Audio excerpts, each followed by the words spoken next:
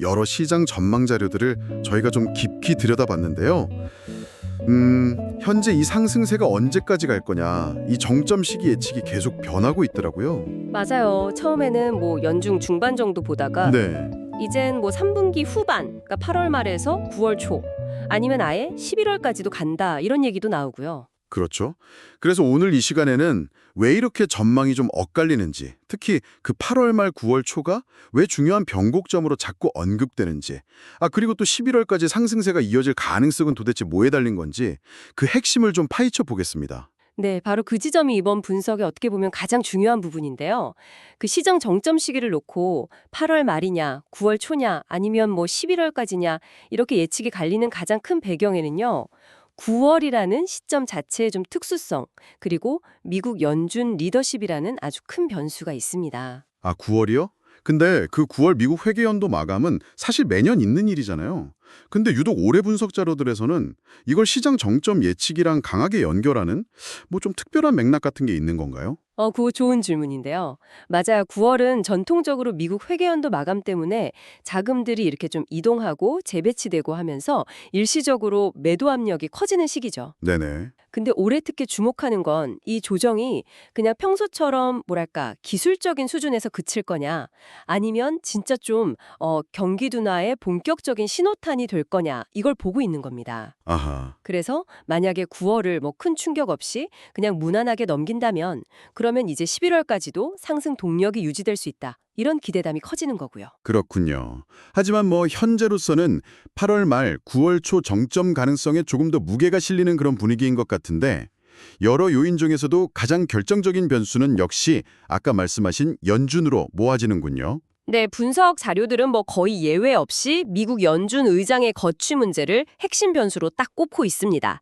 그러니까 현 의장이 자리를 지킨다. 그러면 과거 사례처럼 어떤 정치적 압력이 있더라도 금리 인하를 그렇게 막 서두르지는 않을 거다. 이런 예상이 좀 우세하고요. 연준의 독립성을 믿는 거군요. 그렇죠. 연준의 이런 독립성에 대한 시장의 신뢰가 계속 유지가 된다면 그럴 경우에는 9월 이후에도 11월까지 상승세가 쭉 이어질 확률, 이걸 한 60% 이상으로 보는 분석이 많습니다. 와, 60% 이상이요?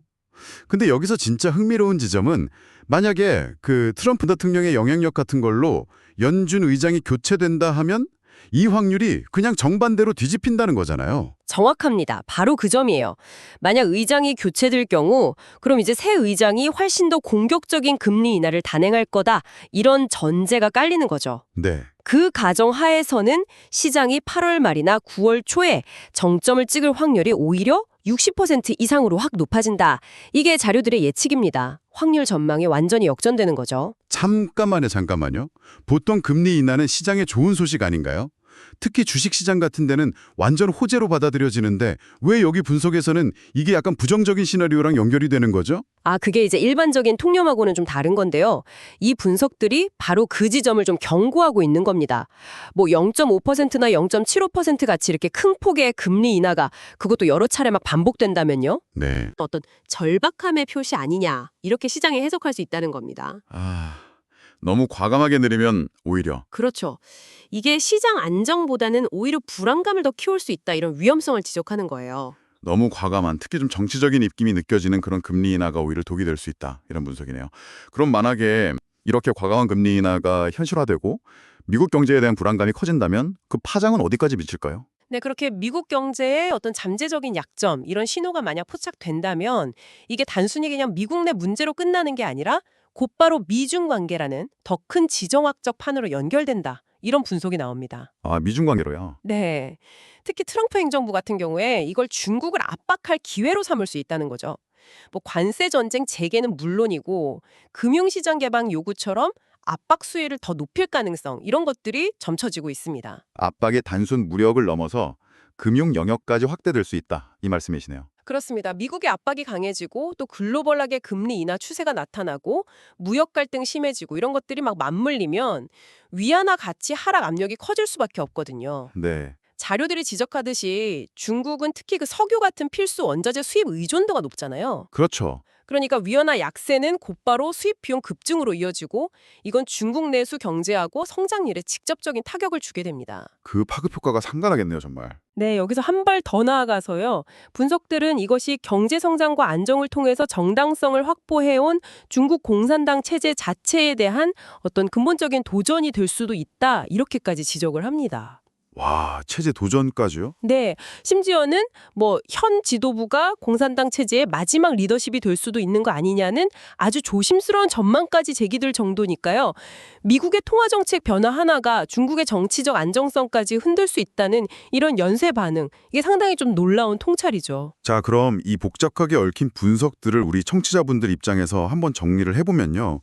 핵심은 결국 미국의 통화정책 방향, 특히 그 연준 리더십의 향방이군요. 맞습니다. 이게 미국 시장뿐만 아니라 세계 경제 전반, 그리고 미중 지정학적 긴장까지 좌우하는 핵심 열쇠다, 이런 얘기고요. 네, 정확합니다. 따라서 단기적으로는 연준 의장의 거취 문제, 그리고 금리 인하 방식, 그러니까 인하 폭이라든지 속도, 그리고 그 배경에 혹시 정치적인 동기가 있는 건 아닌지 이런 것들이 시장의 방향을 결정할 가장 중요한 변수가 될 겁니다. 네, 특히 오늘 저희가 살펴본 내용 중에 꼭 기억해야 할 점은 겉보기에는 분명 긍정적인 금리 인하조차도 그 방식과 배경에 따라서는 오히려 시장 불안을 키우고 또 국제 갈등을 심화시키는 그런 역설적인 결과를 낳을 수도 있다. 이런 경고인 것 같습니다. 상황이 참 복잡하다는 걸 여실히 보여주네요. 그렇죠. 그래서 마지막으로 청취자분들께 이런 질문을 한번 던져보면서 마무리하고 싶습니다. 단기적인 시장 예측을 좀 넘어서요. 만약에 연준 리더십 변화와는 또 별개로 어떤 형태로든 미국과 중국 사이에 금융 긴장이 고조되는 그런 상황이 온다면 과연 이것이 장기적으로 세계 무역 질서나 각국의 경제 동맹 구도에는 어떤 변화의 씨앗을 뿌리게 될까요? 한번 깊이 생각해 보실 만한 문제가 아닌가 싶습니다.